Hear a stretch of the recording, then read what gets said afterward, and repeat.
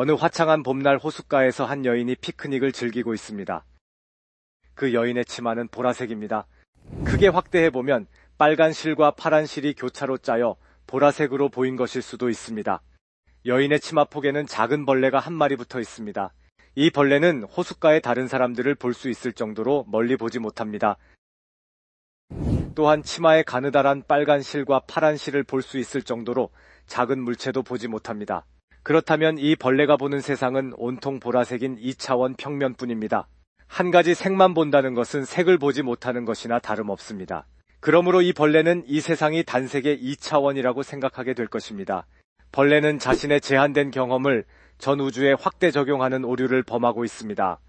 벌레에게 세상은 총천연색의 3차원이라고 이야기해줘 봅시다.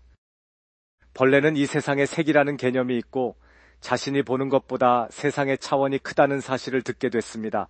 하지만 여전히 이해하지는 못합니다. 보고 느껴본 적이 없는 사실은 상상하기도 이해하기도 어렵죠. 인간은 이 세상이 4차원이라든가 11차원이라는 이야기를 들어서 알고는 있습니다. 하지만 그런 차원의 세상을 상상하기도 이해하기도 어려운 것과 마찬가지입니다. 벌레가 경험한 세상은 단색의 2차원뿐입니다. 하지만 똑똑한 벌레라면 우주가 총천연색 3차원이라는 사실을 깨달을 수 있을지도 모릅니다.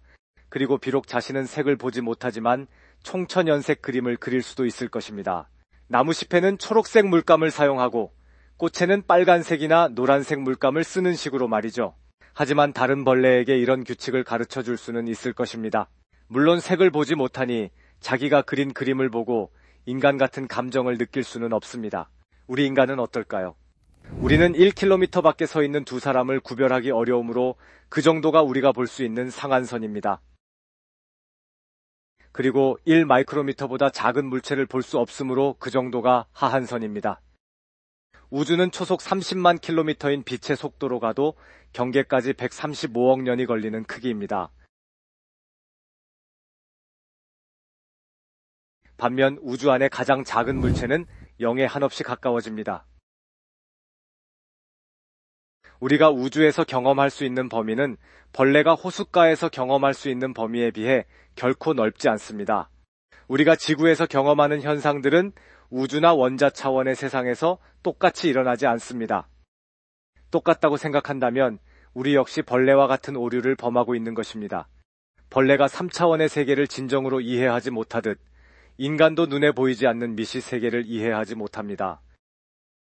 이해할 수 없도록 돼 있기 때문에 이를 다루는 양자 물리 이야기만 나오면 거대한 벽을 느끼곤 하죠. 양자 물리는 물리학자들이 발견했지만 그들도 완벽하게 이해하지는 못합니다. 하지만 지식으로 알고는 있기 때문에 다른 사람들에게 설명해 줄 수 있습니다. 이 점이 양자 물리를 발견한 인간의 위대함입니다. 벌레와 다르게 지구에서의 제한된 경험을 우주나 원자 차원의 세상에 확대 적용하지 않은 것이죠. 이렇게 물리학자들은 신이 인간에게 접근을 허락하지 않은 세계의 법칙을 알아내 양자 물리를 발견했습니다. 담장 너머로 들려오는 소문만 듣고 담장 안 세상의 규칙을 알아낸 것입니다. 스스로도 이해하지 못하는 규칙을 말이죠. 이제 양자 물리는 왜 들어도 이해가 안 되는지 알겠죠? 그럼에도 물리학자들은 벌레처럼 눈에 보이는 세상에 머무르지 않고 양자 물리를 발견했습니다. 2차원의 보라색 평면 속에서 가느다란 빨간 실과 파란 실을 발견한 것이죠. 물리학자들은 원자 세상의 법칙을 알아내는데 그치지 않았습니다.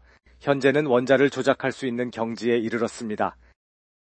슈퍼컴퓨터도 해결하지 못하는 난제를 푸는 양자 컴퓨터를 만들고 있습니다. 양자 물리의 발견은 인간 지성의 가장 위대한 승리입니다.